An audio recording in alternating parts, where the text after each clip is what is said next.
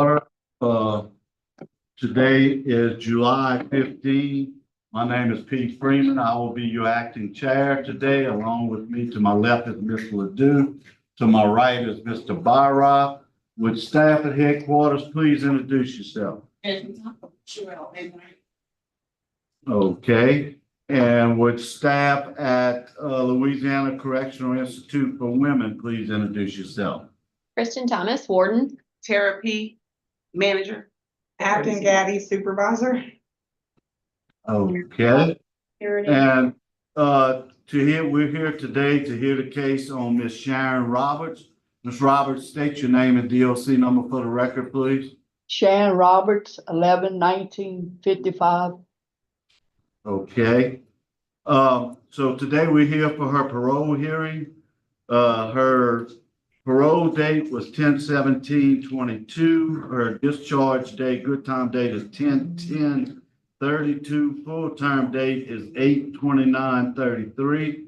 She is a 5th felony offender and she is serving 31 years, 5 months, and 13 days for the charges of manslaughter, simple arson, and aggravated arson. Does that sound correct, Ms. Roberts? Yes, sir. Okay. Before we get started, just a little bit of house cleaning. You know, we have a lot of people here today. I am going to try not to cut anyone off. I know everybody has a lot to say. So, but try to keep your comments brief if you can. If you can't, we will bear with you. Sure. We want you to get everything out that you came here to say. Okay. First off, Ms. Roberts, tell me why you think you should be considered for parole today, and what did you do to get in jail? Mr. Freeman, if I could just quickly interrupt. Sorry, Micah Sloan. I'm an attorney representing Sharon Roberts. I'm an attorney with the Louisiana Parole Project.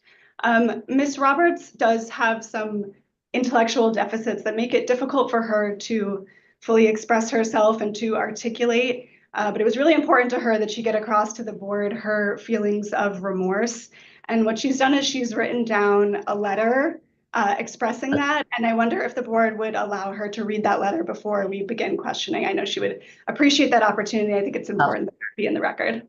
That's no problem. I'm sorry I missed you, Ms. Sloan. No problem. And you can help her out anytime you want during the hearing. Thank Okay? you. I will get to you for your statement also at the proper time. Actually, so Ms. Roberts has 2 attorneys today, and I'm going to allow Ms. Hannah Rose Gordell to do this statement later. But I'll be here if she needs any support. Okay. All right. Ms. Roberts, read your letter then if you would like to. To the Gaspard family, I'm sorry that I caused the death of your mother. There's not enough words to explain the remorse I feel for my crime and the pain and suffering I've caused your family. I was wrong for doing this, causing Amy's death, and I'm ashamed. Every day I think about the loss I have caused you. I wish I could turn back the time and change what I did. I hurt for you, all of you. And even though words would never be enough to accept for what I did, I am really sorry.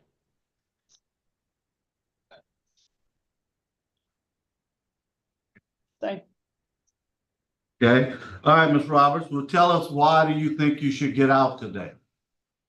For the past 23 years, I accept, what I did. I was wrong.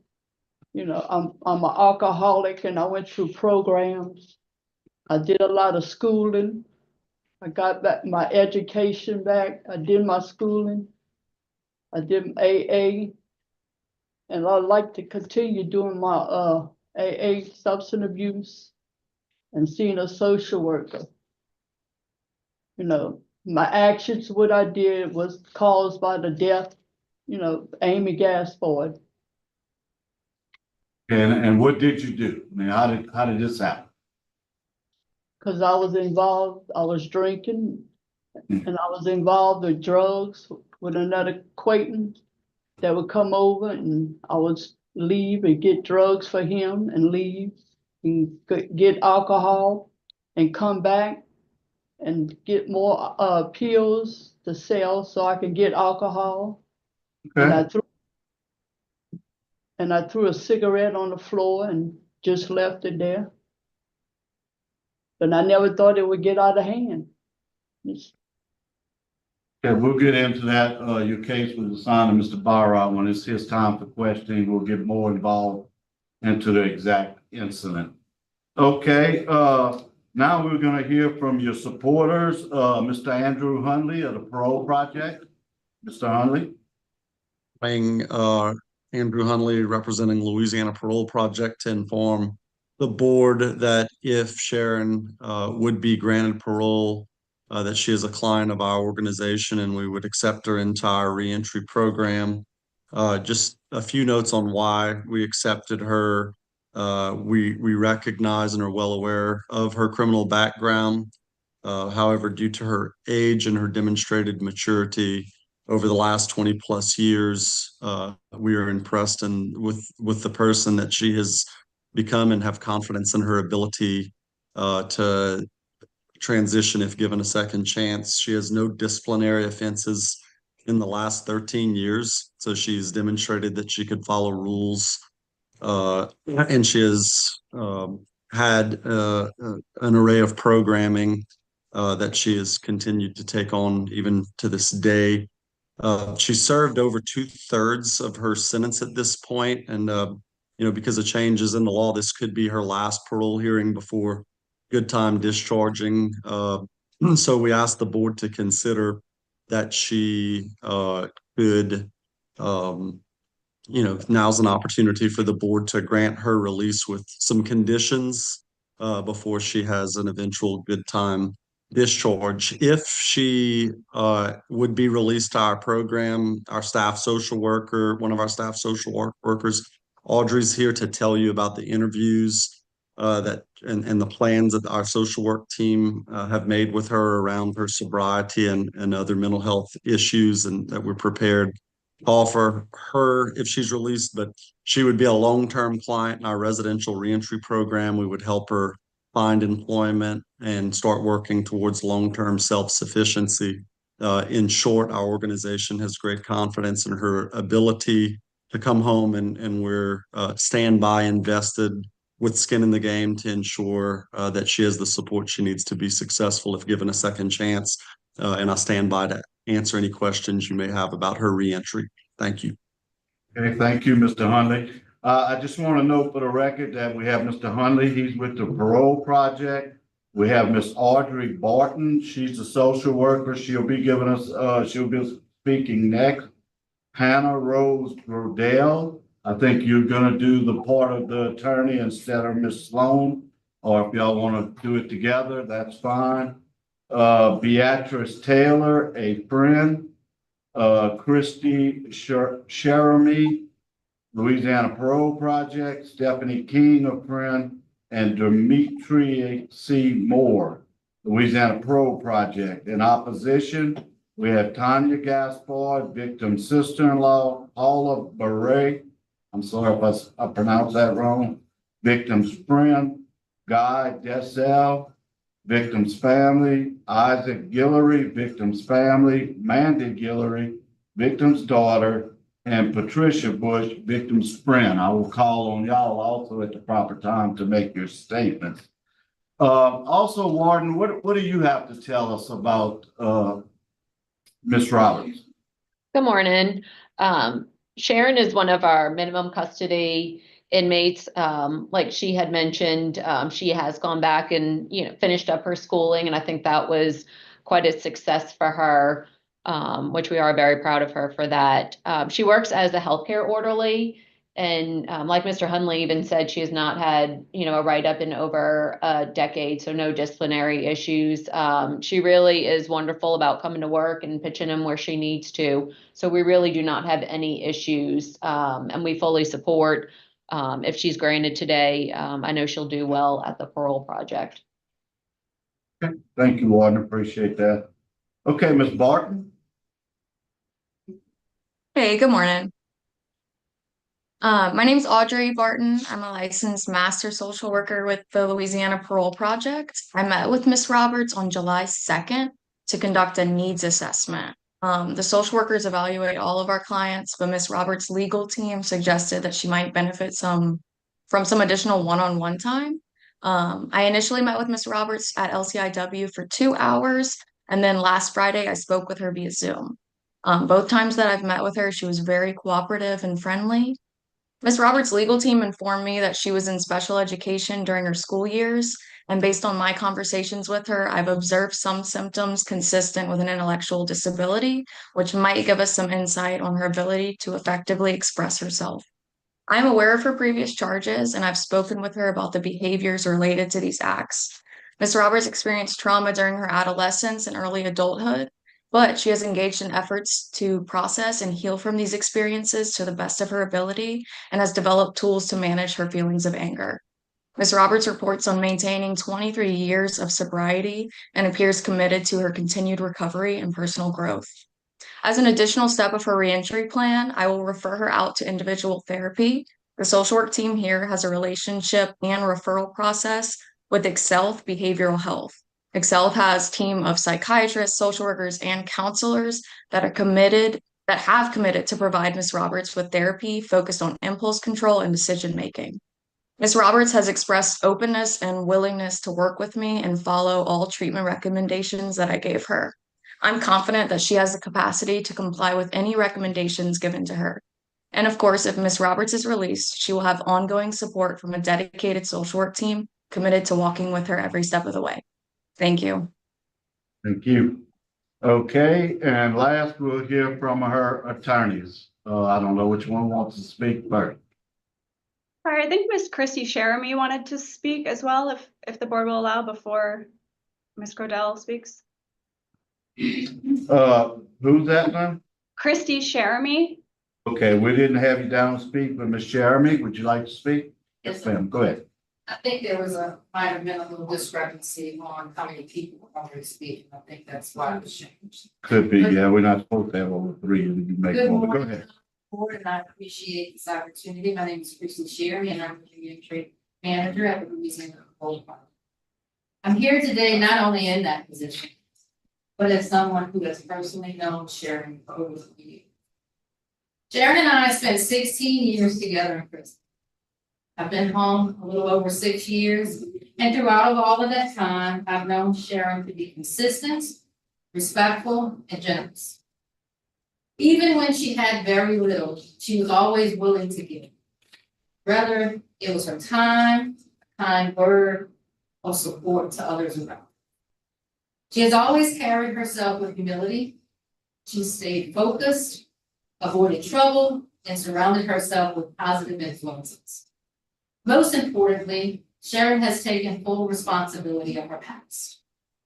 She doesn't talk about it often, but it is clear that she carries deep remorse for her actions. And that remorse has led to her growth. Now at 60 years old, Sharon is committed to her sobriety, grounded in who she is, and is prepared for a new chapter. If granted parole, she will enter the Louisiana Parole Project's reentry program immediately. She'll have stable housing, a support system, and a structure needed to help her to succeed. I'm also going to be her case manager, and I'll be here to help her adjust and move forward day by day. Starting over after decades is not easy. I know that from experience. But I also know when someone is ready.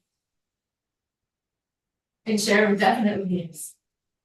She's done the work, and she has people who believe in her. And if granted, we await her release. I believe in second chances when they're earned. And Sharon has done just that. She is ready to live a quiet and stable life, one built on accountability and community support. And I just want to say thank you all for your time and consideration in this matter. Thank you. Okay, and now we'll hear from her attorney. Thank you. To the honorable members of this committee, my name is Hannah Rose Grodell. I'm an attorney with the Louisiana Parole Project, appearing before you today to request the parole for Ms. Sharon Roberts, who at 60 years old has served more than 75% of her sentence. Sharon Roberts has transformed and today seeks not just release, but the opportunity to rejoin society under structured supervision and with the full backing of a deeply invested support network. Ms. Roberts has difficulty speaking openly about her past, not because she doesn't take accountability, but because the pain of what she did is still very present. It is painful for her to talk about causing the death of someone she loved. Her struggle to communicate stems from the deep shame she carries, the grief she feels for the Gaspard family, and the toll her actions have taken on her own life. But those of us who know Ms. Roberts, her legal team, our social workers, and the women she lived alongside for decades have seen firsthand the depth of her remorse. So while you may not hear it in the same way you do in other cases, you can see it, and she feels it.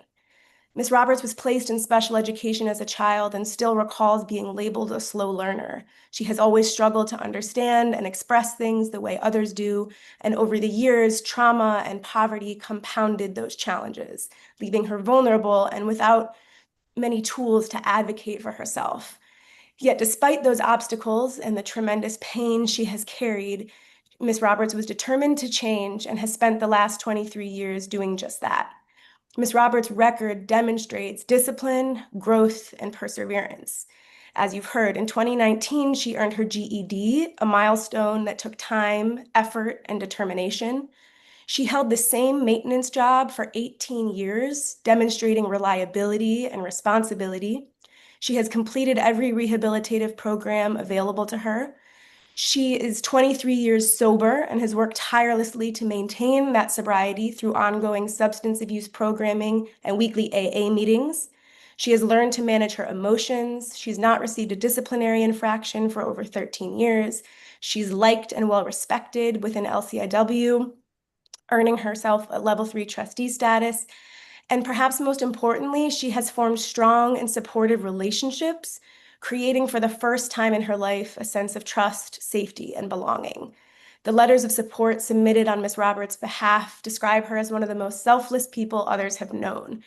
This is the Sharon Roberts before you today, a woman who is loved, changed, and now devotes her spare time to volunteering with her elderly peers. We are not here to suggest that Ms. Roberts' past should be forgotten, nor do we believe it ever could be. Rather, we ask that you consider her present and her future. She has proven she's not a danger to the community. She is committed to continuing her recovery. She understands she used to use alcohol to numb her pain and gave in to impulsive reactions, but today she relies on healthy coping skills. Ms. Roberts is also eager to work, something she takes great pride in. She's surrounded by a strong network of supporters who will continue to hold her accountable, care for her well-being, and want to see her succeed. Releasing Ms. Roberts on parole rather than through good time will allow us to ensure she receives the full scope of our services. We've created a detailed reentry plan tailored to meet her particular needs, including access to licensed counselors, a personalized sobriety plan, job placement assistance, and monitored stable housing under the care of Christy Sheremy, who knows and understands Ms. Roberts well. Having intellectual deficits, living through trauma, and struggling with alcoholism does not make someone dangerous. It means they need support. And Ms. Roberts now has that support, and she's shown she's ready to use it. At 60 years old, with over 2 decades of demonstrated growth, accountability, and rehabilitation, this moment represents not just an opportunity, but the right time for Ms. Roberts' release. Today, Sharon Roberts comes before you not as the person she once was, but as a woman who is humble, changed, and ready to live her days in peace, sobriety, and service to others. So for these reasons, we respectfully request that you grant her parole, and thank you very much for your time. Okay, thank you. Okay, now we're going to go to those in opposition, and y'all can speak in whichever order y'all want to go to, so y'all choose who wants to go in.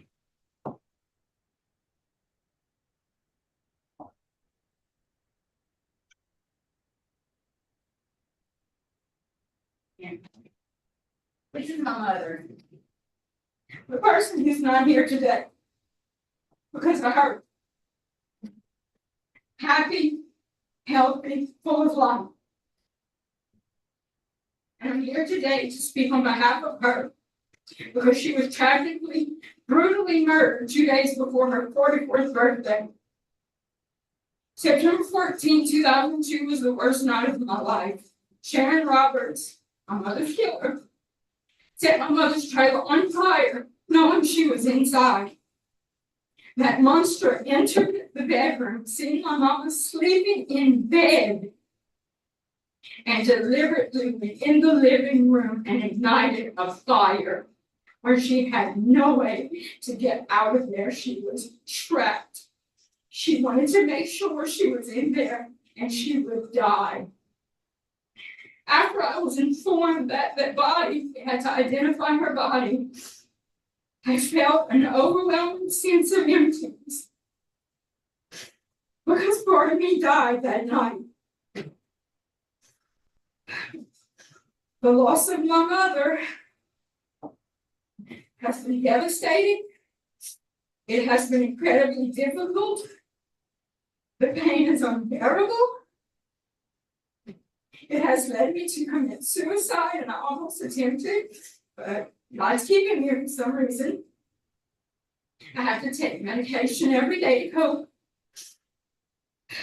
Since I've learned that she wants to get on parole, I've been sick, mentally and physically sick. I can't eat or sleep or do anything else. I shouldn't be going through this right now because the sole reason of agreeing for her to plead Oregon to manslaughter was that she would have no parole. So this was a bomb dropped on me a couple months ago.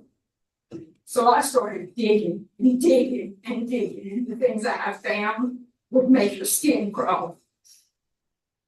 She doesn't need to be in society. She's in danger. She's great in jail because she's confined. She doesn't know how to live outside. She's been in and out of jail her complete life. The time that she was out of jail, she committed a crime to go right back to jail. Arson. And it was all places that had dwellings that were occupied. She could have killed over 30 people that I myself have calculated.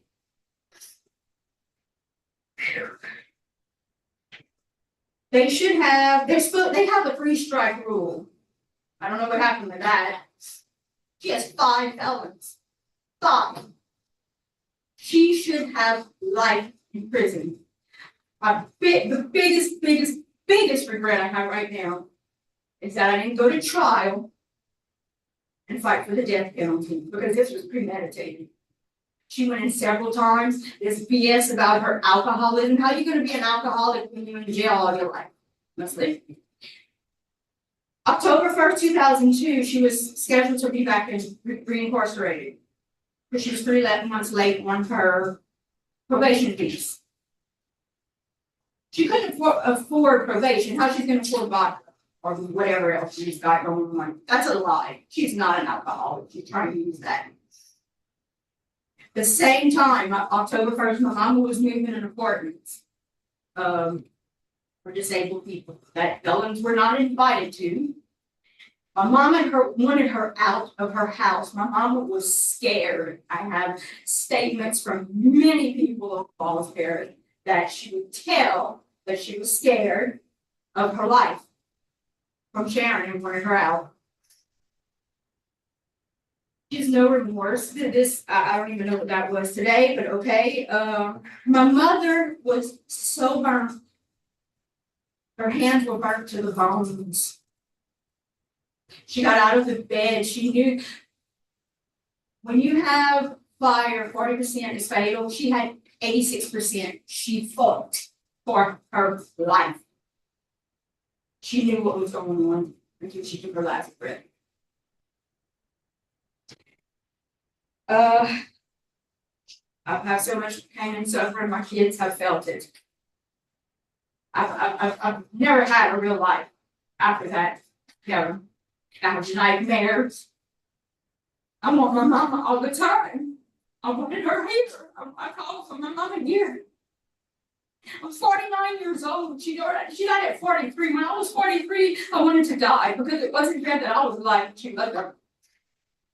And I went again and ask you, do you think that this repeated violent felony offender should live in the free world? She's too dangerous. She is just too dangerous. Her history proves it. She does not need to be out of jail. And as soon as she does, she's going to repeat this and kill another innocent soul. You can't go from doing something all your life to just shutting it out. And the only reason why she hasn't done it in the last 23 years is because she's been fined. And that's what I want to tell you. And this, I want to let you know, is the last Christmas with my kids. This is my son. This is him whenever he lost his grandmother. This was my daughter. I had to tell her for her birthday, your grandma's dead. Because my mama's birthday, my daughter's birthday, and my mama's birthday is right after each other. And this is the second time she tried to kill my mama on her birthday. And I do have a picture, I don't know if y'all can see it or bear it, of my mama burned. How bad it is. I don't know if y'all want to see it, but it's bad. We got a lot of stuff in the record. It's horrific. Yes, ma'am. And she knew about it this whole time, and she could have gone back and saved my mama's life, but she didn't. All right, thank She's an you. animal. She's an animal. This is my son. Okay, okay, and state your name and if you want to tell us. Isaac Hillary, Yes, sir. Okay, go ahead. son of the victim, Amy Gaspar with my grandmother. Unfortunately, I was only 2 years old whenever my grandmother was taken. Not only is Sharon Roberts murderer, she's also a thief. She robbed me of my grandmother. I didn't get a chance to say and know her. I don't even know what she sounds like. The only reason why I know what she looks like is because of pictures. No videos. She robbed me. I never had an opportunity to know, oh, was she the grandmother that would fatten me up and give me money, or she was strict, mean grandma? I would never know. And given the fact of her past, of Miss Sharon, like my mother said, there's no way with someone with that, again and again and again, multiple accounts of arson and possibly could have killed other people, that should not be on the streets. And I agree with my mother. There's no way that she shouldn't just get 30 years. She should get the death penalty, in my opinion. Is it gonna work? Will my opinion matters to that? No, of course not. But the fact of the matter is, someone like that does not belong on the streets. That is just a hard, she's gonna hurt someone. It might not be the next day, might not be within the first week, but I can tell you within at least a month, someone's gonna get hurt because of her going out on the streets. And to say that childhood trauma has to do with the way that she acts, I call BS. My father is an alcoholic, abusive drunk. He even abused me, my sister, and my mother. Did I go kill someone? No. Do I do drugs? No. That's an excuse, and it's not worthy of an excuse. That's not fair. You can't say, oh, I was abused as a child, let me go kill somebody. That's no excuse. Thank you. Thank you. Okay, and Miss Patricia Bush.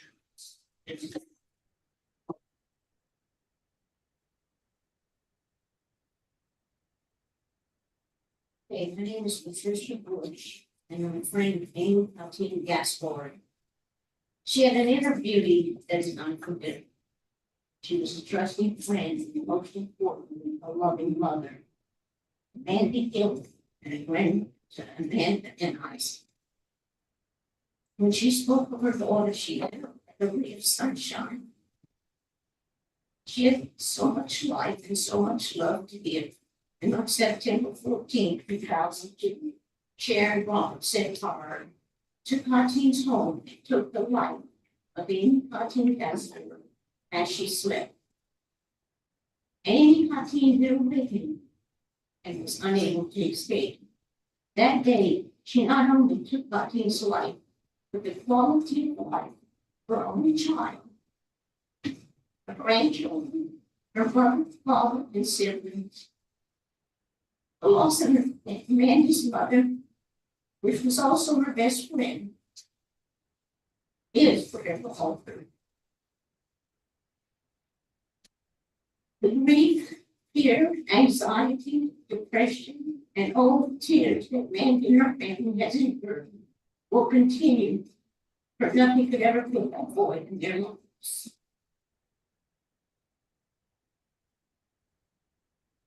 Excuse me. It's been 23 years, Mandy visits her mom at the graveside. And many days, a week, she's there recently. Sharon Roberts also set fire to my parents' home.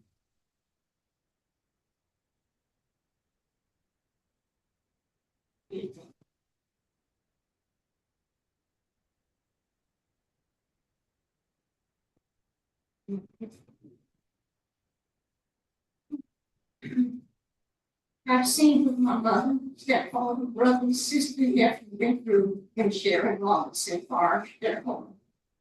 February 19th, 1990. And this was shortly after she had gotten out of jail. That she had supposedly was to serve 5 years, and she may have been out 3 months when she set this fire. It wasn't an accident, she purposely said. She knew they were sleeping, and she set that fire that day. My mother was at the hospital with my stepfather that had to undergo surgery, knee surgery. And thank God in heaven, my nephew woke up. And when he woke up, he went to get water. When he opened the door to the kitchen and living area, it was an older house, it had a very long. And he yelled because it burnt his hand. My brother jumped up and he went to the door. And when he pushed the door, the home went into flames. My family, my brother, my sister, and my nephew got out without any bodily injury. But the emotional trauma remained. That's something that you can't heal. My parents worked very hard for what they had. They were seniors. You can never recover everything that you lost.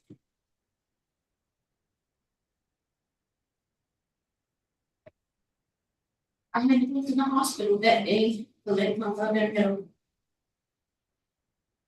that the house had been burnt down. Everything was gone. But my brother, sister, and my nephew's life. I took them home. They came to stay with my house. I was able to hospital. And my mother came back home, and my stepfather, they came to my house.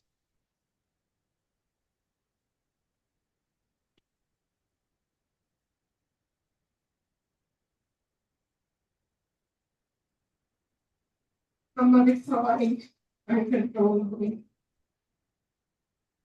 Everything that they worked for and all their security was forever over. They had the clothes on their back with no answers as to what to go.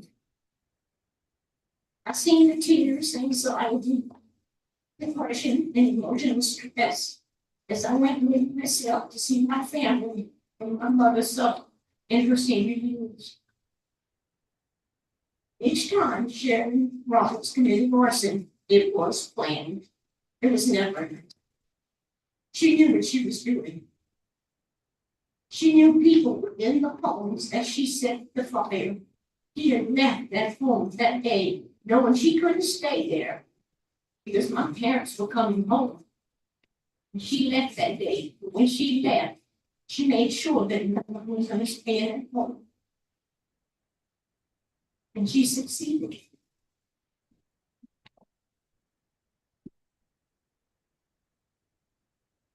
She has a history of arson and has disrupted and destroyed so many lives. hopes and dreams. I plead the board that she not be granted parole. She is a continued threat to society. She, at the time we didn't know Sharon had been committed this crime. And she actually showed up in my home. And I told her I had to go work. And when I went to work, I came home early to check on my parents to see how everything was going. And she walked up to me with a glass of cola with ice. And as she gave it to me, I went ahead and I drank it. I became so ill. I went to my bed. When I got out of bed, I was crawling. My mother made me weigh 100 pounds. She was a very small person. My brother, my stepfather had just had me surgery. My brother had to pick me up, and I had to beg to sit medical care. Later, she asked me to go. Oh, she able. She told my brother she put something to drink. I just say that she doesn't deserve to be in the streets. And I hear what they say. But I plead with y'all today, save life. Save so many. Thank you. Okay, now we're gonna move on into the interviewing stage. Mr. Byright, you've been assigned the case. Ms. Roberts, how many fires have you lit? 3 of them. 3? And why were you lighting the fires again? Out of anger. Anger.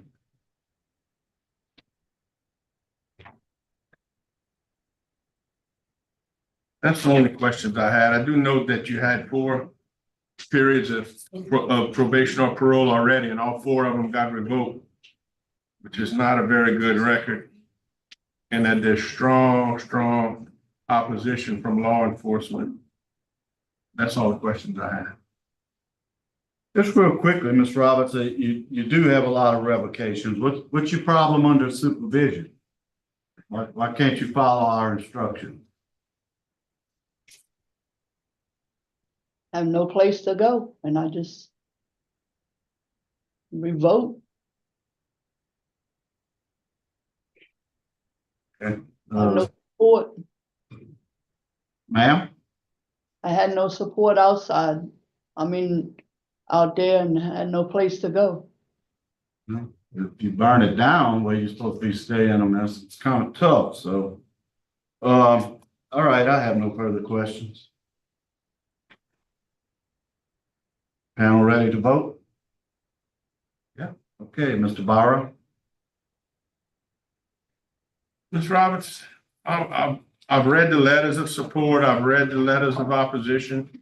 I've read the parole projects letters and all of that. You're doing well in jail, and I commend you on that.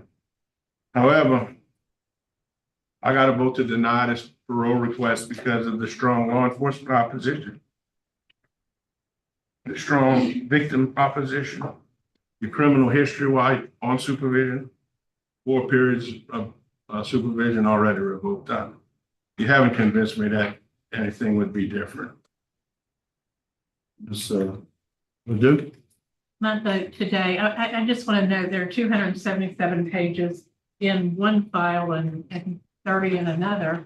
And I've read everything. I've listened intently. My vote today is to deny parole based on prior criminal history, prior unsatisfactory supervision. He pled down from 2nd degree to manslaughter, and opposition by all interested stakeholders. Okay, and you already know the outcome, but my vote would be the same. We're lucky we only have 1 victim. Very lucky we only have 1 victim. So your parole's been denied today. Good luck to you. Yes, sir.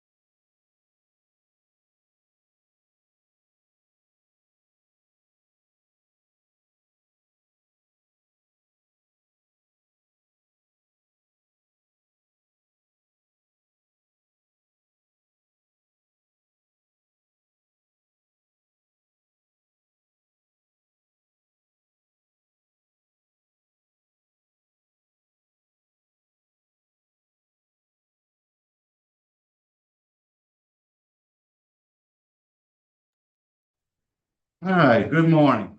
We're gonna call the parole board back to order. Time is 9:58. My name is Pete Freeman.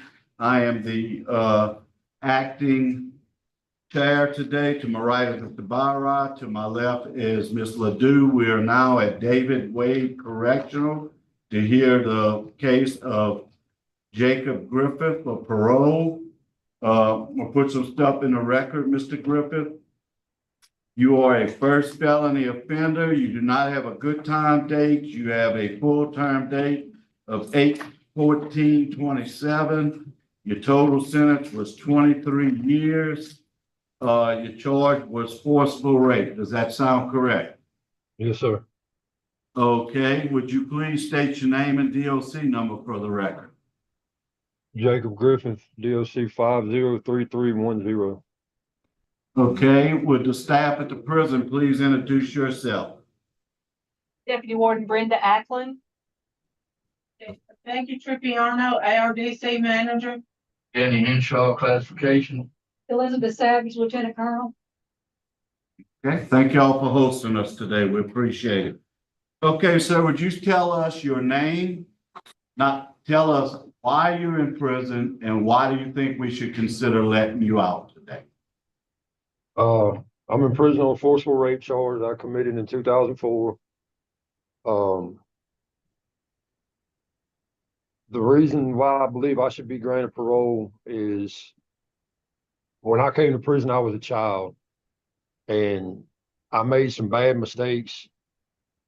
And through these 21 years that I've been locked up, I've gone through my classes, I've gone through my risk management, and I've been taught, how to not put myself in a predicament or in a high risk area. And that's pretty much it. Okay. All right. Today we have speaking on your behalf, Ms. Griffith Santos or Santos Griffith. Ms. Griffith.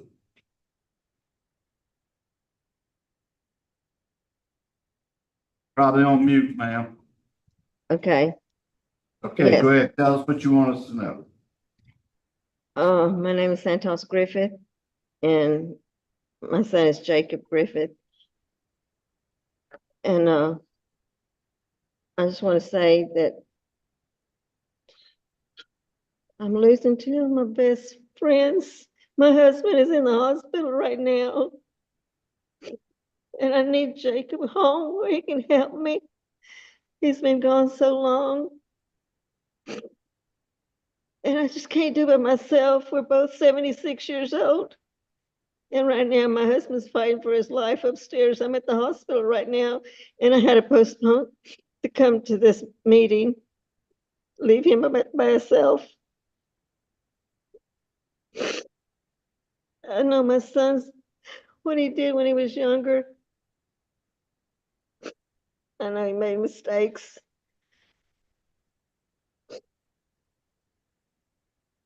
There's been some times that it's hard for it to go on.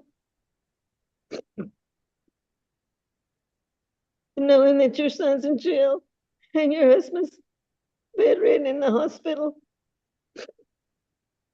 and not expected to live much longer. I need him to at least be able to say goodbye to his dad, or to come help me with him with whatever time the Lord provides. Thank you, ma'am. I know you're going through some difficult times. Thank you. Okay. Next we'll hear from Rachel Gross in opposition. Mother. Go ahead, Ms. Gross. Hello. I'm here to speak on Cain's behalf, but I forgive Jacob. But I request that you grant him parole. That is very big of you. Thank you, ma'am. We appreciate it. All right. I was assigned the case, Jacob. What did you go through sex offender treatment? Yes, sir. Okay, All 4 phases. and did you do the instructor part also, or you just did the first 3 phases? Did you The teach first class? 4 phases. Okay, and what did you get out of that? It taught me about like the ROCO scale, where am I at? You know, if I'm a level 1 or 2, I'm in a safe place. If I'm 3 or 4 or 5, I'm in an area where I need to be cautious, and anything above that I need to get, for lack of a better word. It taught me about learning myself and learning what my risk factors are, what my triggers are, things of that nature. I see you had 46 write-ups. When was your last write-up? I don't know. July the 9th of 21. July the 9th of 2021, It's a low court, 24. a low court. All right, and Warden, did y'all have anything y'all would like to say about Mr. Griffith? Yes, Mr. Griffin's been here at Wade since March the 19th of 18. Like we just said, his last write-up was July the 9th of 21. He has a good overall work performance and a low Tiger score. And since he's been here at Wade, he really has not been any problem at all. Okay, thank you, ma'am. I have no further questions. Is any of my panel have questions? Panel ready to vote? Okay. What's that? Okay, I'll vote first since I had your case. You know, I'm gonna tell you, you better thank your victim in this case. Her lack of opposition is, you know, makes a big difference in our decision. And, you know, you've been in there, you have been in 21 out of 23 years, which is a lot. And I do think you need supervision when you get out. And I like for sex offenders to be on supervision for a while. Warden, is he taking his pre-release programming? Reentry, yes. He took it back in March to May of 23. Okay, because we didn't have pre-release on our form. That's why we worked. He has also put in an interstate compact if made parole to Atlanta, Texas, to your aunt out there. No, my land. It's his family land out there. Okay. Has it been accepted? Not yet. Okay, so you got a place to stay in Louisiana till that's accepted. No, sir. Not in Louisiana. Not in Louisiana, no, sir. Okay, well, we have to wait till we get the compact But back. we could, if he granted parole, I mean, the classification can work and find him a place to live. Okay, well, until that comes through. Yes, ma'am. Well, my vote is to grant upon approval for an approved residence plan, follow all sex offender contract. Mr. Barra? I'm gonna go ahead and vote with Mr. Freeman to grant parole, but put a special condition, not be around any juveniles, period. Sir. Ms. Ledoux? I'm gonna vote to grant. I do want to point out that you are a tier 3 sex offender, which means lifetime registration. Yes, ma'am. I read that you are receiving some psychiatric treatment and on medication, and that must continue on your release. My vote is Yeah, that just must continue when once released. Yes, ma'am. My vote will be to grant, because you need to be supervised prior to full-time release. I believe you need some supervision. And so until he has a residence plan, he needs to be where he is. Okay, great. Okay, thank you. Okay, today we have voted to grant upon that approved residence plan. And good luck to you, sir.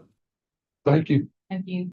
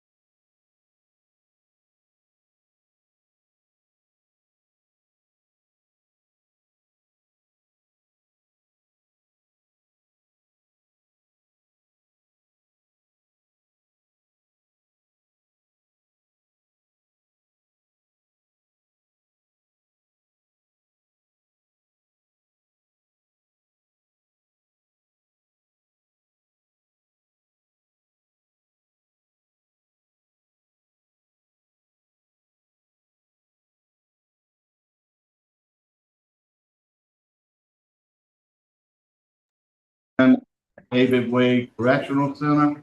My name is Pete Freeman. I am going to be acting chair today. To my left is Mr. Ledoux. To my right is Mr. Barra. We are here now to hear the hearing on Robert Owen. Mr. Owen, state your name and DOC number for the record. Owen Robertson, 107635. Okay. Mr. Owen, we're here today for your parole hearing. I'm gonna read some information to put in the record. Mr. Owen is a fourth felony offender. He had a parole date of 6/13/23, a good time date of 6/13/42, and a full term date of 6/8/43. He is serving a 40-year sentence for the charge of manslaughter. Does that sound correct, Mr. Owen? Yes, sir. Okay, all right, Mr. Owens, today, we'll have speaking on your behalf, Mr. Andrew Hunley from the Louisiana Parole Project and Miss Connie Fitzgerald, your sister. We will get to them at the proper time. Also in opposition, we got Shatanya Keener, victim's daughter, and Sky Mitchell, victim's daughter. We will also have them speak at the appropriate time. So right now, Mr. Owen, tell me, what did you do to get yourself put in prison, and why do you think you should get out today? Well, I killed my wife. I shot my wife and I killed my wife. And I'm terribly sorry for that. It happened, and I never, God knows what I put people through, only knows. But I am a changed man now.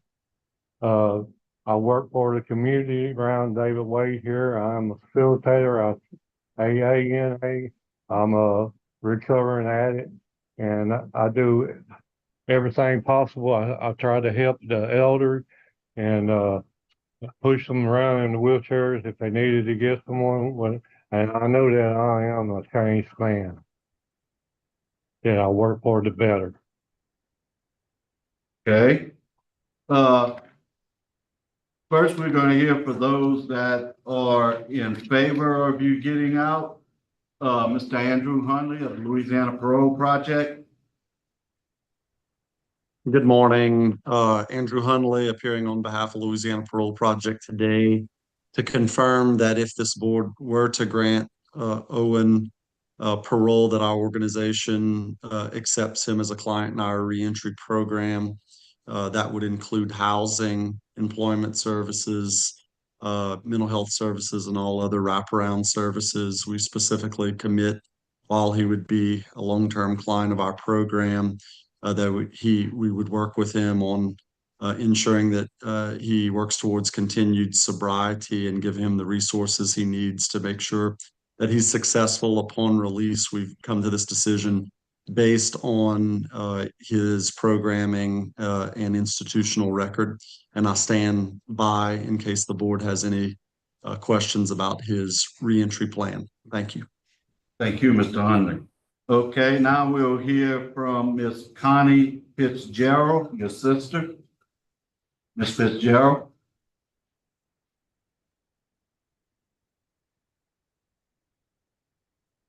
Is Miss Jeff? Yes, I'm here. Okay, Mr. Fitzgerald, what you want us to know about your brother? I just wanted to let y'all know that Owen has made a great change from 23 years ago. He has done classes. He's a totally different man. He teaches and he leads the people that he's in jail with, and they look up on Owen. I know I visited him and talked to him. He's a totally different man than what he was.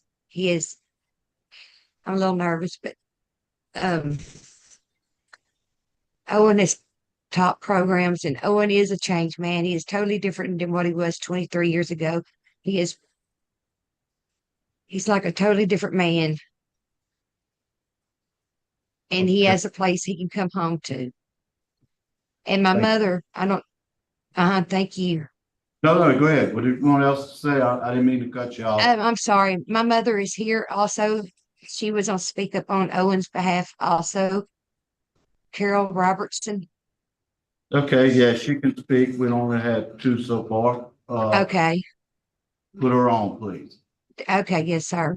Hello. Yes. I wanted to say that Owen has a home with me, and I have visited him often and watched him grow and grow into a better man. He's real proud of the men that he teaches. They're young guys, and he tries to show them that there's a different way to live, that to not go back to their old ways that they were back in, that they can be sober and have a better life. And he's real proud of them, the ones that have graduated through his class. And Owen has a home with me. And it's more than having a home with me. I need Owen to come home. I own property here. We don't live in Vivian. We live outside of Vivian in a rural area. We live on the south side of Black Bayou.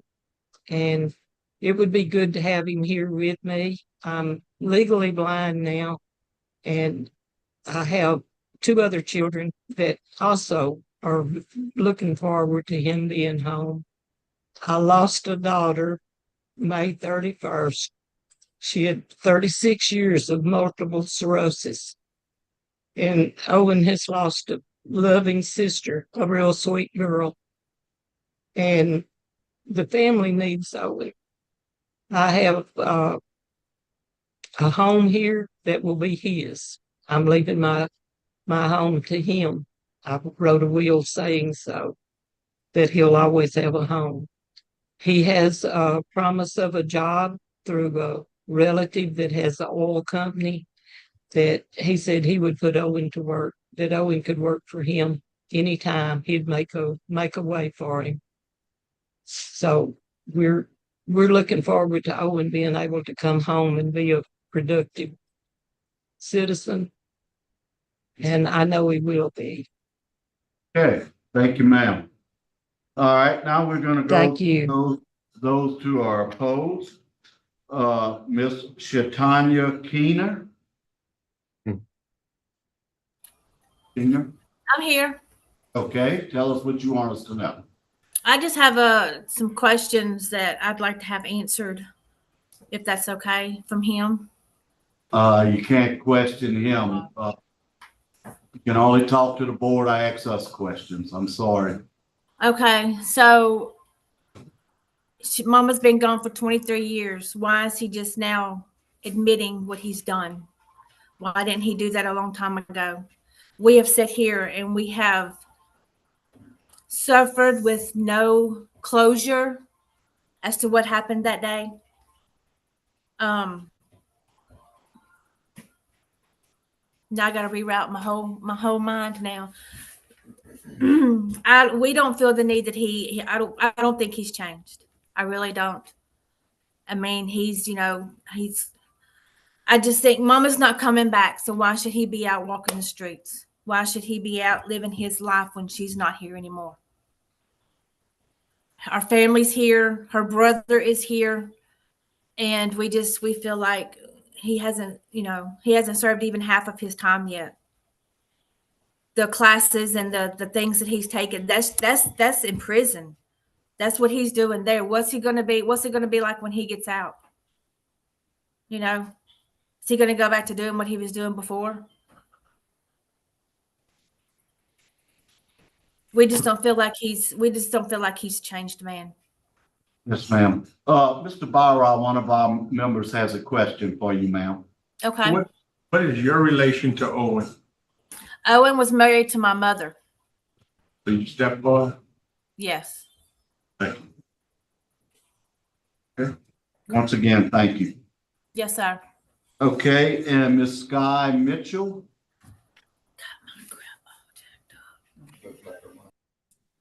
Yes, sir. Okay, Ms. Mitchell, tell us what you want us to know. So I was a kid. And a lot of my childhood I don't remember. Because it was bad. Because of Owen Hugh. But there's one thing I do remember, and that's the day he killed my mama. And I remember it like it was yesterday. And he sat in that jail for 23 years. And not once did he admit that he done it. He made every excuse in the book as to what happened. But 2 years ago, when he sat in front of this parole board and lied again, they told him, you didn't, a jury of your peers found you guilty. And for you to come here and not even admit it is why we're keeping you here. And when I wrote in my letter, I wrote to you months ago and told you this is exactly what he was going to do, that he was going to tell this board exactly what you thought you wanted to hear, the admittance of guilt, and that you were going to make him, let him walk a free man. And I know that his mama and his sister and whoever else is listening, he's got nieces and nephews that were also kids when it happened. And I love them, and I'll always love them. And I know that they love their Uncle Owen Hugh. And I don't blame them for that. And I don't hate this man, because that woman right there in that camera told me the day that he shot her that I can't live with hate in my heart. And I thank her for that, because I forgave him 23 years ago. And I have not carried that hate with me. And I have lived a wonderful life. I have 2 beautiful kids and a beautiful family. And the way that I look at that is a blessing, because we lived a terrible life with that man. Things that we couldn't even speak about during the trial because they had nothing to do with the murder. But the day it happened, we got taken out of that life. We didn't have to watch him beat my mama anymore. We didn't have to help him cook dope. We didn't have to pop pills. We didn't have to smell the ammonia burning our nose from all the gas that he'd stolen. We didn't have to worry when the next time the cops was going to come to our house. We lived a great life because of my sister. And I take that as a blessing. And I use that as my testimony. And I don't hate this man. And I don't want him to sit in jail because I hate him. He deserves to sit in jail because, like he just admitted, he killed my mama. And 23 years ago, that judge said 40 years. And at the least, that's what he needs to serve. Because his second chance is not with this free world. His second chance is with the good Lord above. And I do pray for him. And I do pray that he prays for his own forgiveness. But do I believe he deserves to walk free? Absolutely not. And for his mama to say he has a home to come home to, the Gator Hole is no home. It is no place for anyone. It is just as bad now as it was 23 years ago when we lived there and he took my mama. The drugs, the thieving, the comings and goings. No, I don't live there. It's a very small town. People know, people talk. There's a lot of that community that never wants to see Owen come back and walk those streets. And while I feel for his mama, because I know she didn't pull the trigger either, she's got 2 other kids that can help her. She's got grandkids, grown grandkids that can help her. She doesn't need him walking the streets to help her. So no, I don't feel like he needs to be released. Thank you, Ms. Mitchell. We appreciate you coming on today. Okay, your case has been assigned to Ms. Ledoux, so she will lead you in the questioning. Ms. Ledoux. Mr. Robertson, what was the most impactful program that you've taken since you've been incarcerated? Took anger management, victim awareness, living in violence, re-entry. I've been in the helpers group. I'm an AANA 12-step program, facilitator. I've been Those are very good programs. What did you learn from victim awareness? I learned that I know that the victim they suffer. I really do. I've suffered. It ain't a day that goes by that I don't go think about what happened. And it breaks my heart knowing that that I can only imagine what they went through, you know. I'm a recovery. It's hard for me to say that wasn't there, but I know that they suffered, that they went through, and I feel their pain. I understand their pain. So when did you finally accept responsibility for your crime? I realized that it would be best for me to. I know that I lied. I was scared of the way I was treated when I was arrested. I lied. Then I lied to cover up a lie. Then I knew that once I went to trial, when I got on the stand, to tell the truth. And that's what I did. And I was found guilty of manslaughter. I did kill my wife. I did. And I'm truly sorry for what happened. And God, if I could turn back time, I would. So what were you initially charged with? What were you initially charged with? I was charged with a second-degree murder. Okay, so this is a plea agreement. You pled down. No, Jury found. Jury found. Okay. They found me guilty. And they sent it to manslaughter. Okay. I've read your file and I've listened. I don't have any other questions. Okay, Mr. Barrow has no questions. I do want to state for the record that we have numerous law enforcement objections, and the DA wrote a letter, and he is strongly opposed to you getting out today. Attorney General is opposed.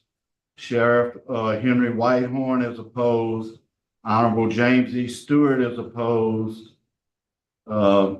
That's the district attorney, and the judge, Leon Emanuel, is opposed. I just wanted to state that for the record. Okay, the panel's ready to vote. Okay, Ms. Ledoux, you'll be voting first. Mr. Robertson, you had a very lengthy criminal history. I'm glad that you're doing things better in prison. I believe in rehabilitation. I believe in making some strides and coming out a better person. Today, though, my vote is going to be to deny based on you've only served very little over half of your sentence. And so with your criminal history and the amount of time served, that's my decision. And I vote to deny, also based on the law enforcement opposition and the victim opposition. My vote is going to be the same due to the supervision history, terrible criminal history, and strong law enforcement objection and victim opposition. Good luck to you. Your parole has been denied. Oh, yeah.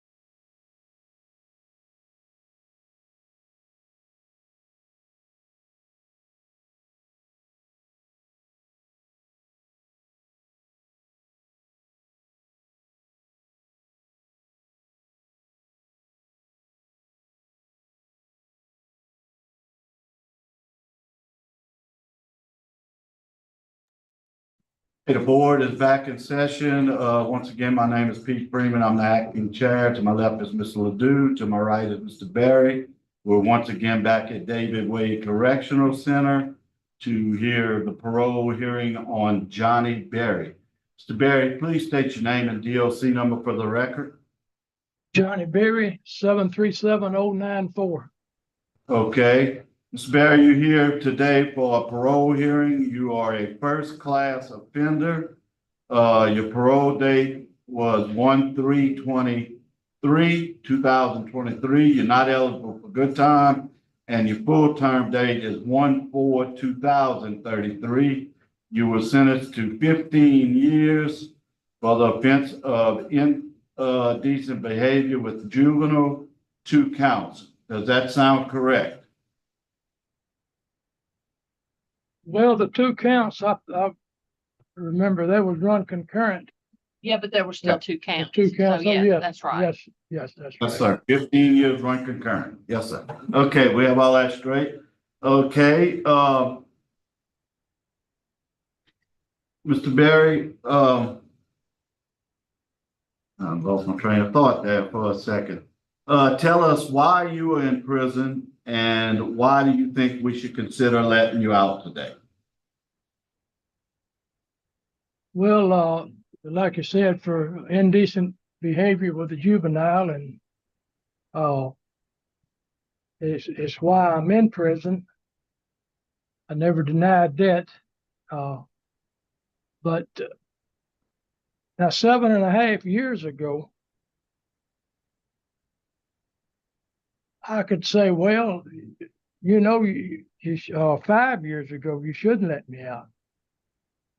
Because the first time I came to parole, I hadn't done any of my risk management programs. I hadn't had any sex offender classes.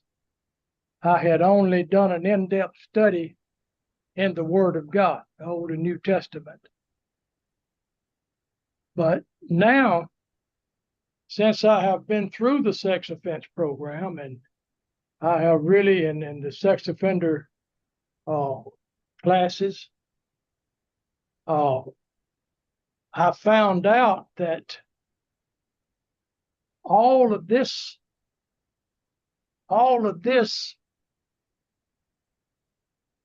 runs in with the Word of God, with the Bible. I mean, it's giving you tools. It's giving you something that if you take a hold of it and hold on to it and get it in your mind, it will help you not only get out, but after you get out, it will help you stay out. And that's why everything that I've been through, every class, I have tried to remember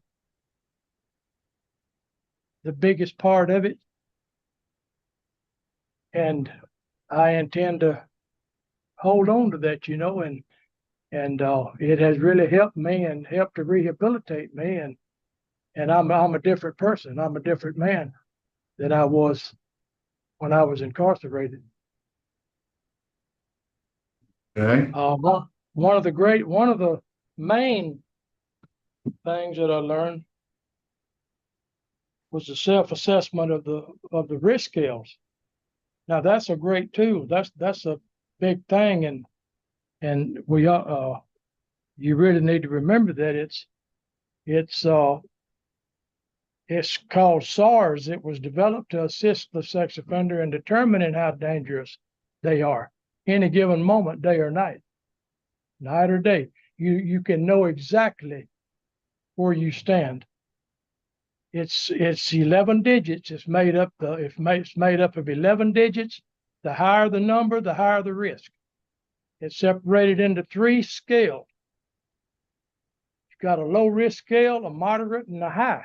We understand all that. Okay, good. Get to your point, but we know the risk. I'm planning on, I have latched on to one of these scales, and that's the one I'm going to stay on. The one with, if you have access to a victim and you have supervision. I'm planning on having supervision wherever I go, whatever I do.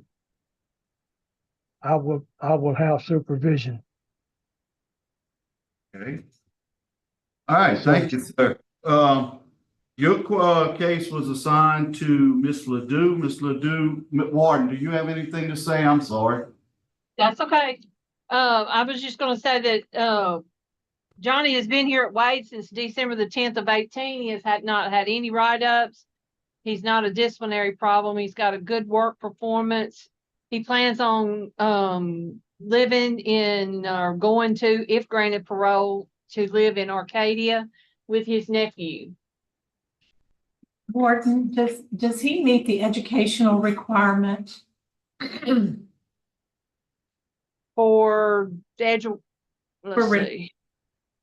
Does he have a GED or any kind of educational? Do you have a GED? No, I don't. You don't? No, he does not have a GED. Okay.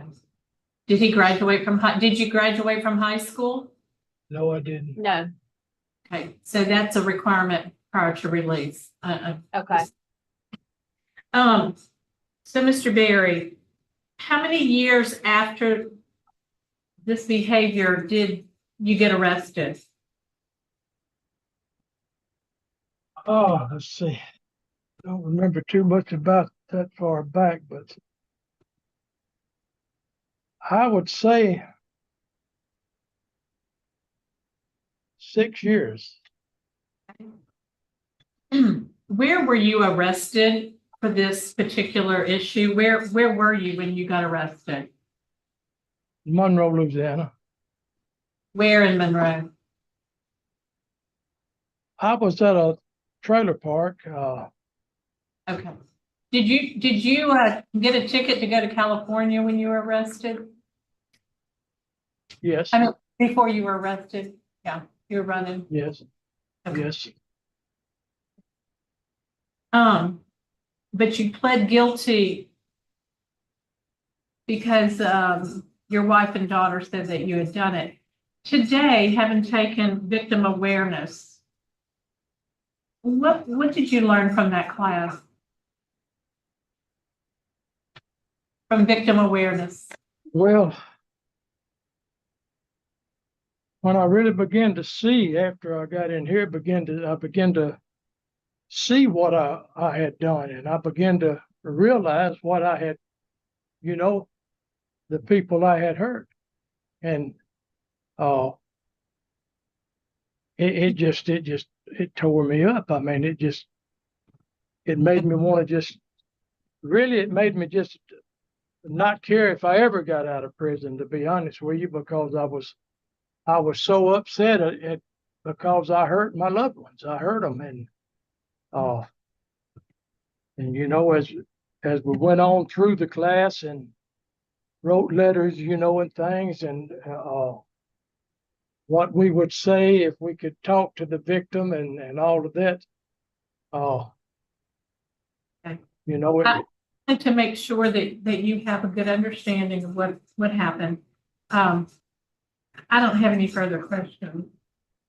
Okay, Mr. Berry, I see you had a carnal knowledge charge back long time ago. What was that about? Well, I was 18 and I was dating a girl, and we was talking marriage and everything, and I got caught. We got caught in a parked. How old was she? She was 17, I was 18. And we got caught. We was in the back seat, and that's what happened. I mean, because she was underage. Right. Okay. What is your medical condition? I see you go to the hospital a good bit. I have an aneurysm on the main artery coming out of my heart, and they're monitoring it. It's 4.9, I believe. If it gets to a certain millimeter, they will have to go in and remove the aneurysm. If it gets too big and busted, that's it. It's over. Gotcha. Be careful. Okay, and last, you have no one here on your behalf or opposed. I see you have 3 children. You got any contact with any of your children? Yes, sir. Okay. Yes, They sir. didn't want to come speak today? Well, the victim awareness lady called them and I think and talked to them. And one's living in California Mm-hmm. and but yeah, we contact, they support me. And I have their full support to help me, you know what I mean, in my. Okay. I was just kind of curious. Okay. I have no further questions. Is the panel ready to vote? Okay, Dan?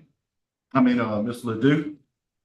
Mr. Berry, I want to compliment you that since you were last seen, you have done some programming, and that's excellent. You have a little bit more left to do as far as GED and things like that. You have some family support, but obviously some victim opposition and law enforcement opposition.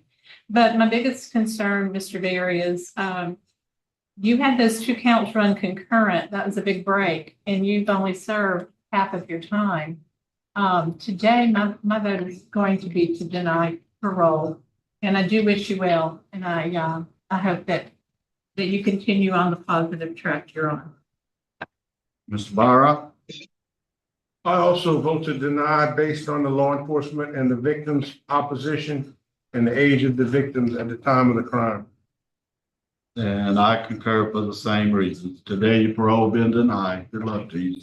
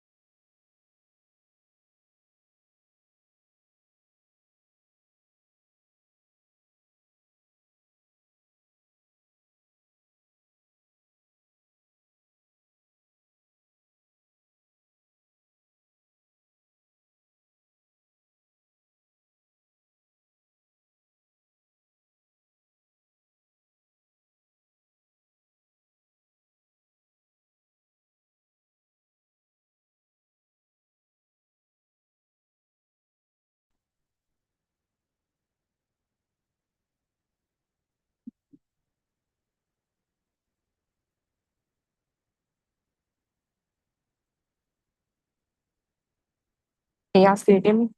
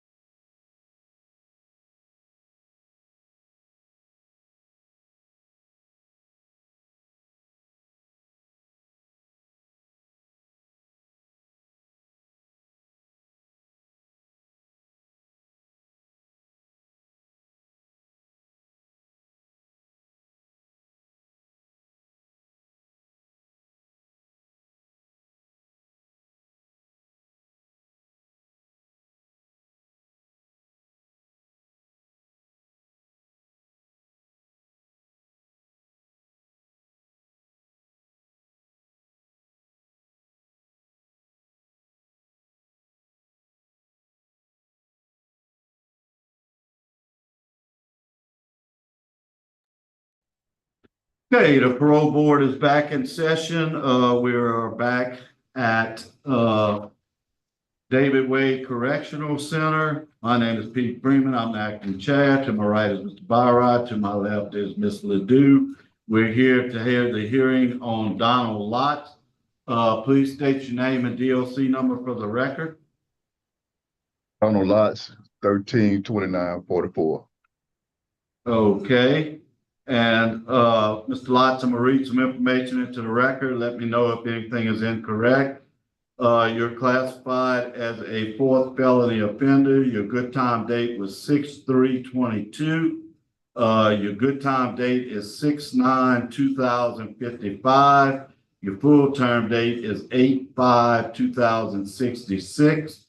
You were sentenced to 66 years and 6 months for the offense of simple burglary, armed robbery, simple escape, and forgery, and you were revoked twice on the forgery. How does that sound correct?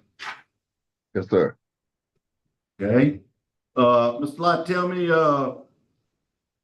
what you did to put yourself in this situation. Why are you in prison, and why do you think we should let you out today? Well, today, I stand accountable, full accountable for my actions for what I did. I committed an armed robbery. As my heart and soul is remorseful, I know I had did wrong. I caused my family a lot of hurt, pain, and also the others too, as well. I've been incarcerated for 23 years during this time.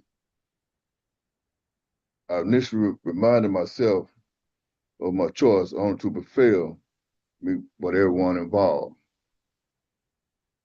I took time since I've been incarcerated to get my GED, self-help programs, donating to charities, St. Jude Children's Hospital to help parents and their children that don't, that need help. And, and it lift a burden off my shoulders. If I were released today, I'll keep that same focus. If I'm redeemed. Warden, do you have anything you'd like to add? Donald has been here at Wade since December the 16th of 2002. His last write-up being July the 5th of 22. With being a Rule 10, he's had a total of 43 write-ups. He plans on going back to Monroe area and live with his daughter and work at RAB Incorporated once he leaves. He's not, he has a low Tiger score and he has a good work performance. He's not a problem here at Wade. Okay. And speaking on your behalf, we have your daughter, Shantarika Fletcher. I'm sorry if I butchered your name, Miss Shantarika. Okay. Tell us what you want us to know, Miss Fletcher, about your father.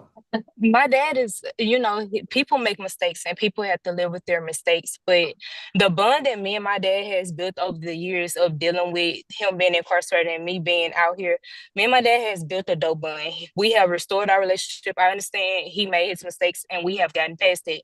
I have kids and stuff that have never saw my dad. My kids even have a bond with my dad. People are human and I understand it. And I feel like he deserves another chance. He didn't gave 23 years of his life to a crime that was, he understands his mistake and mistakes do happen in life. I just hope that, nothing else ever happens like this for him to lose more time and we could gain an even better relationship than we have now. And he get to see his grandkids, build a better bond, be able to be with his family because I have been up and down that road with this journey with him. And I feel like if we was able to build a bond with him being there, I feel like we'll have an even better bond and an even better dynamic with him being with me. I just feel like we have dealt with a lot of hurt as a family. We have dealt with his crime and what he did. I feel like he understands the mistake he created. But I feel like he also understands that, he done lost enough time. We need this time together now. We have to grow together as a family. Okay, thank you. Appreciate that statement. Okay, let's see. Mr. Lotz, your case was assigned to Mr. Barra. Mr. Barra. Good afternoon, Mr. Lott. I got a question about your time on parole and probation in the past. I see that you had 4 periods of supervision, all 3 of them, and 3 of them got revoked out of the 4. And I want to know what would be different this time if we gave you parole again? Well, back then I was young in the streets, drugging. I had that I don't care attitude. But since I've been incarcerated, I learned, it's not supposed to be that way. I have kids now, I have grandkids, and they're holding me, looking up to me. And I'm trying to be a better role model when I get out, because I help a lot of folks in here, young men coming through with life sentences, getting them in school, getting them trades, anything I can do to help a person, I do it, and I was just didn't care back then, but now I care about a lot of things. I just didn't care back then. Now I do anything, I started out doing the COVID. I cooked for the whole compound, and something that I ain't have to do, but I cared about men that have to eat here. And I was the only cook here that wasn't sick. And I did it for 70 some odd days, day in, day out, and try to make a change, better myself. And I started from there, making a change in my life. So I know if I get out today on parole, I will keep that same focus that I have now.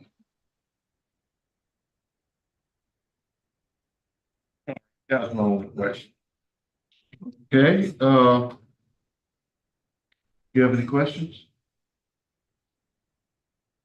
No, I don't. Okay, I have no questions either. Is the board ready to vote? Yeah. Okay, Mr. Barra.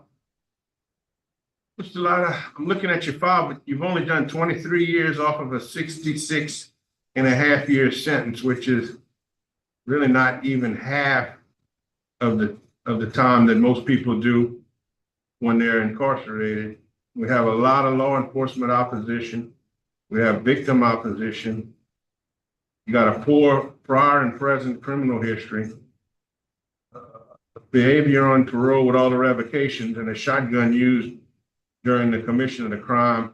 You leave me with no choice to deny parole at this time. Not enough time. Ms. Ledoux? Mr. Lotz, while I concur with my colleague, I am going to note that you are making excellent progress. If your behavior will, you've got a couple of years now, you keep down that track, not getting in fights. I think you're very much on the right track. Okay, so although my vote today is to deny, I want to encourage you. There's some good things that you're doing. Okay, and Mr. Berry, you've already know the outcome. It's you have 2 votes opposed, but my vote would have been to grant.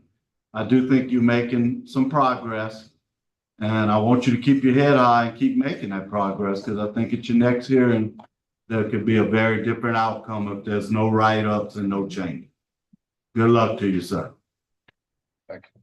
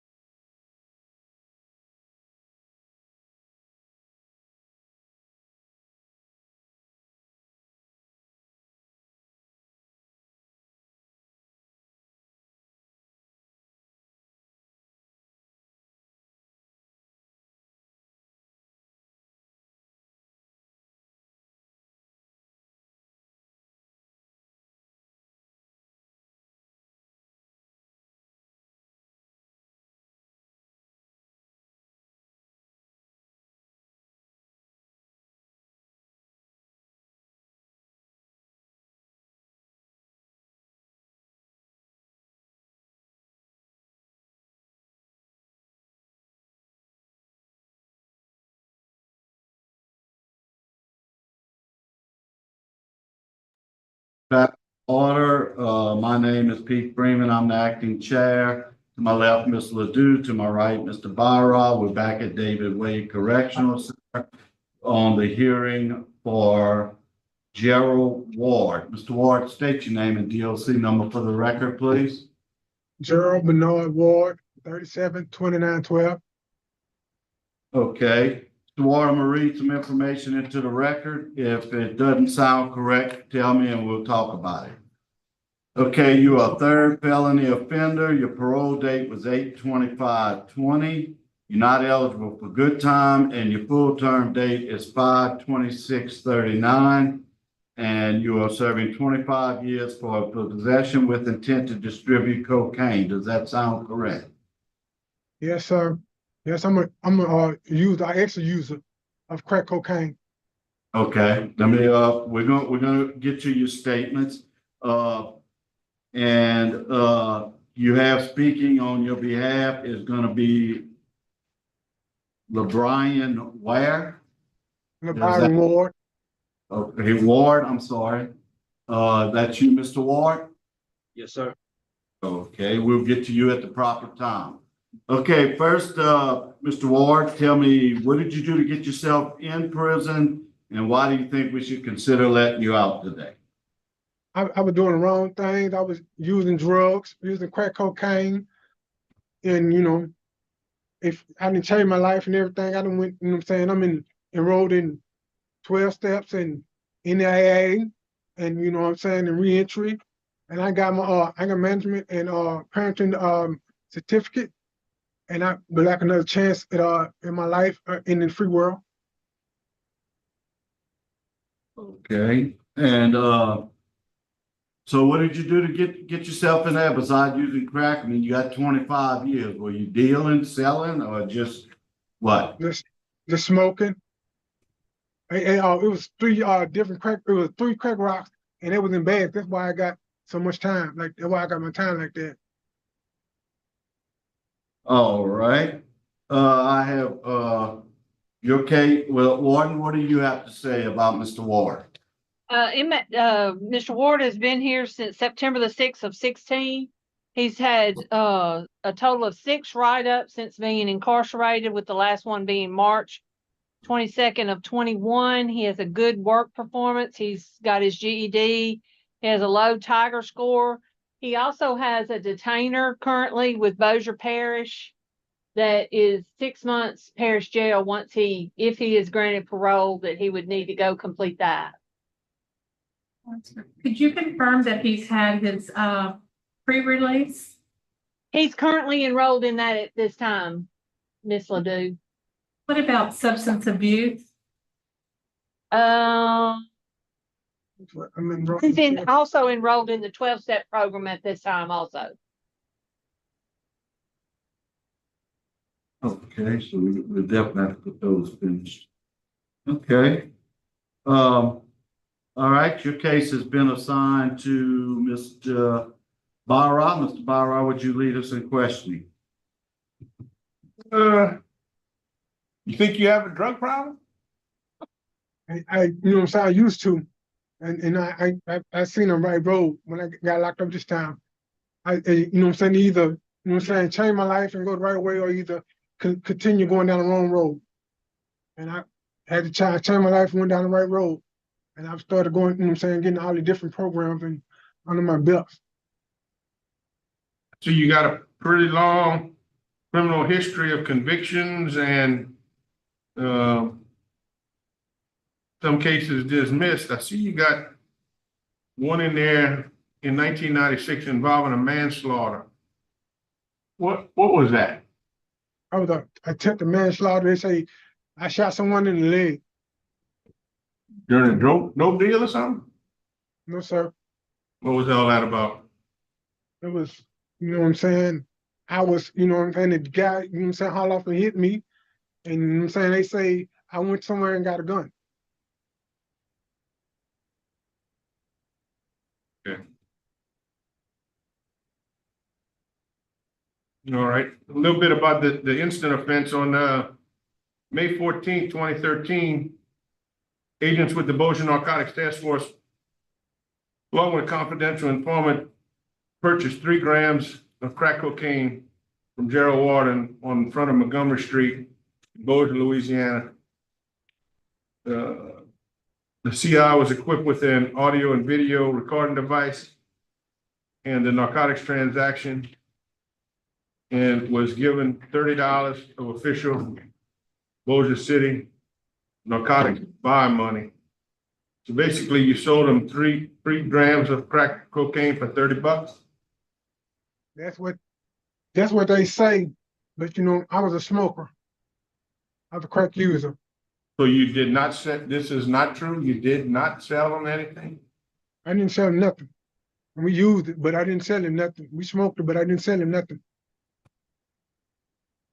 Okay, that's the only question I have. Okay. You have any questions, Ms. Ledoux? Okay, tell me this. I saw you lost 90 days of good time back in 2016. What was that about? I had 2 fights. That's it. Since I was here. Okay, When I well, first came here. must have been pretty bad fights, Warden, to lose 90 days. No, that back then that was taking, you know what I'm saying, good time instead of, you know what I'm saying, I was doing good time instead of on the black time. Right, he wasn't, at the time that this happened, his sentence had not been re-sentenced to habitual offender where he doesn't earn good time. Okay. So at that time, he was earning good time. Correct. But now he's not, so that's why it's at a 0 now right, for forfeiture. I was just trying to see if there was a weapon used or something when I saw how many days he had lost. Okay. And No, since it was just a regular fight, it wasn't an aggravated fight, so there wasn't a weapon involved. okay. And I must state that the chief and the sheriff are opposed. What about your supervision history? You've had problems in the past. You've been able to stay in touch with your probation officer and parole officer? Yes, sir. Okay. Let's hear what your brother has to say. Hey, how you guys doing? Good. I would like to give my brother a second opportunity. So I would like him to relocate with me down to Florida so he can change his life around, get away from the people that he's been around. And you're going to provide him a place to stay and stuff in Florida? Yes, sir. I have no further questions. Are we ready to vote? So, you ready? Danny, you ready to vote? Yeah. Well, Mr. Ward, Mr. Ward, I don't think you're taking full responsibility for what happened. There's a video of the sale, which the police officers are saying you actually sold 3 rocks for $30. I still don't think you're being truthful and taking responsibility for that. Prior to that, I was thinking about giving you a shot, but part of recovery is taking responsibility for the things you've done. And I took responsibility for it. That's why I did it. And I'm doing the time. Vote. Okay, we vote. So based on that, I'm gonna vote to deny your parole today. Ms. Ledoux?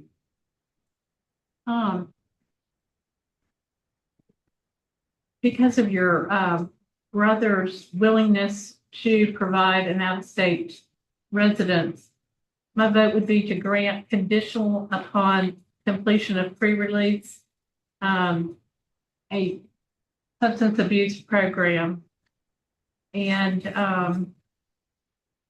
only to the out-of-state plans. Okay. No, Mr. Ward, I'm like Mr. Barr. I mean, they have you on tape and they saw you selling the rocks. You've only done 10 or 25 years. You don't have many classes. I think you're heading in the right direction, but today my vote is to deny. For the same reason. Good luck to you, sir. Yes, sir.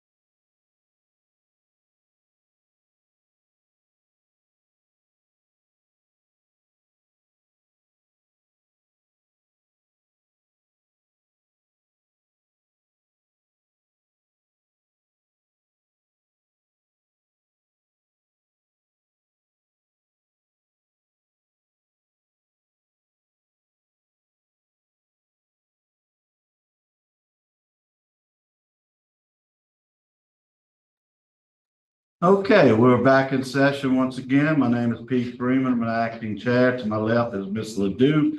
To my right is Mr. Byra. We're at David Wade Correctional Center. We're hearing Marvin Wiley for parole. Mr. Wiley, please state your name and DOC number for the record. Marvin Wiley, 294-297. Okay. And Mr. Wiley, I'm gonna put some information into the record. Advise me if you think something is incorrect. Mr. Wiley, you are a 5th class offender. You are serving a life term for the offense of possession of a firearm, convicted felon, and racketeering drug charges. Is that correct? Yes, sir. Okay. Mr. Wiley, tell me why you're in prison and why do you think the board should consider letting you out today? I was drug trafficking, sir, across state lines for a period of time until I got arrested. You know, I got myself together since I came to David Wade. You know, I wasn't doing too good at Angola. You know, I got into the Lord, started making good decisions for myself, going to classes, going to school, trying to get myself on the right track and trying to approach the society with a different mindset. Okay. And what kind of classes and stuff you took? Why should we let you out? What was your favorite? Well, I took NAAA, I took victim awareness, living in balance, cage of rage, risk management. All right, I was just kind of seeing what you'd all taken. Okay, Warden, what do you have to say on Mr. Wiley? Mr. Wiley's been at Wade since August the 15th of 22, and he has not had any write-up since being here at Wade. Prior to that, he had had a total of 90 since his incarceration from 99. He's currently enrolled in reentry, isn't that right? And then he is also currently enrolled to get his GED with the education department. He has a low Tiger score, and he plans on living, if granted parole, going to Ruston to the Michael Mims in ministry there in Ruston.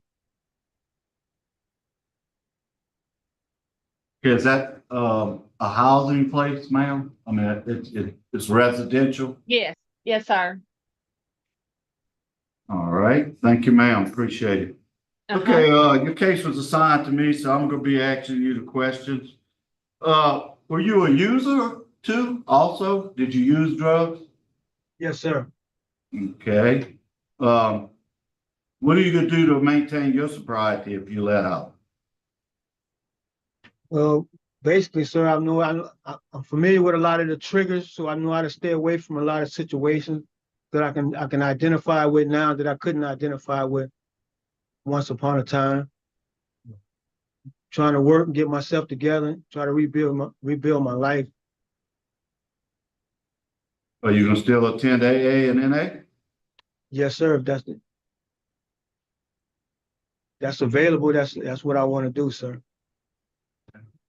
Sure, at this place where you're going, all of that stuff should be available.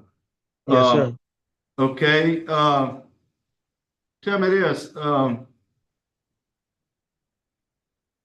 you took a lot of classes since your last hearing, and I know the board suggested that you take classes, and as she stated, and I'm looking at it right here, you took at least 4 or 5 since the last hearing. And you had no disciplinary instances since then. Tell me about 6321. What was the contraband? 63. You had a contraband write-up. You had a contraband and a number 5. I probably had possession of marijuana or something. If I'm not mistaken, or can't visit. Okay, so you were using drugs as of 4 years ago, correct? Yes, sir. Oh, he had homemade hooch. Oh, wine. That was wine. That was wine, Yes, sir. wine. Probably do Thought it was drugs. pork. Okay. Yeah. Okay. All right. And I think that's all of the questions. I see it was pretty lucrative, huh? I think at one time it was up over $100,000 worth of drugs you had purchased. Yeah, we in a group of people. Right. And who was the leader of y'all enterprise? Was it you? Me and Reginald Johnson. You and Both of Reginald? us. Okay, so you accept responsibility for being a leader. Do Yes, you know sir. what you could have been doing to people with all those drugs? I mean, do you understand the effects that could have had? Now I do, sir. Now I was making some real bad decisions, bro. I was just being selfish, thinking about myself. Okay. I have no further questions. My colleagues have any questions? Ms. Ledoux has some questions. Mr. Wiley, how old are you? I'm 57. That's what I wrote. So in 2022, you went to David Way. Yes, ma'am. Why did you turn the corner? It seems like you turned a corner at that point. Tell me, when did you have your last hearing? July the 10th, 23. 23. Okay. So in 2022, you turned the curve. Why? I just got into the Lord and wanted to change my life. I wanted to go in a different direction. I didn't want this to be the final chapter of my life, just ripping and running and getting in a bunch of trouble. I wanted to be changed. I want to be somebody different. So what is your dream? What do you want to look like? What kind of legacy do you want? I want to own my own business. I want to help some troubled youth, keep them out of the trouble. Some of the experiences I've been through, I want to share that with some of the younger generation, help lift some of them up, turn some of them around. Okay. Well, I'm glad you've had that epiphany. I'm glad you're doing what you're doing. I have no problem. Okay, is the panel ready to vote? Okay. Mr. Wiley, I'm gonna vote first because your case was assigned to me. You know, your criminal history and what you were doing, it scares me. It does scare me. You know, you was in a big enterprises. You wasn't dealing just small amounts. But I listened to you today, and I like what you say. I really do. So my vote today is going to be to grant conditional upon you completing a long-term substance abuse program approved by the Department of Corrections. Once you complete that program, you will be released. I want you to have a curfew upon your release from 9 to 6 with electronic monitoring for the first 6 months. Okay? Yes, and sir. You have to follow any treatment that the treatment center tells you that you have to follow, any of the conditions they say you need. So that's going to be my vote today, but I'm just one vote. Mr. Barra? I'm gonna concur with Mr. Freeman for the same reason. And Ms. Ledoux? Mr. Wiley, your history has been drugs. You need to address that. You need a long-term substance abuse program. My vote is to grant with the same conditions that Mr. Freeman put on. Okay, so you've been granted conditionally today upon you completing that class. We will get you moved to where you can take that class if they don't have it there. And once it's completed, you'll be paroled. Yes, sir. Mr. Barra wants to say one thing, but I had not intended to let you grant your parole today. You said a few things that sounded right. You better make sure when you get out that you act and not just talk, because you're gonna have that life sentence still hanging over your head. Right. And if you come Yes, back sir. over, anything, I'm gonna vote to revoke you and let you serve that life sentence. Yes, sir. If that's not enough incentive to change it, follow the Lord like you said and do what you're supposed to do. Nothing is. So this is your only, one and only chance. Okay, so you heard it. All right, Yes, sir. good luck to you, sir. All right. Thank you, sir. Closing Thank out at David Wade, thank you very much for your hospitality. You're welcome. Thank you. All right.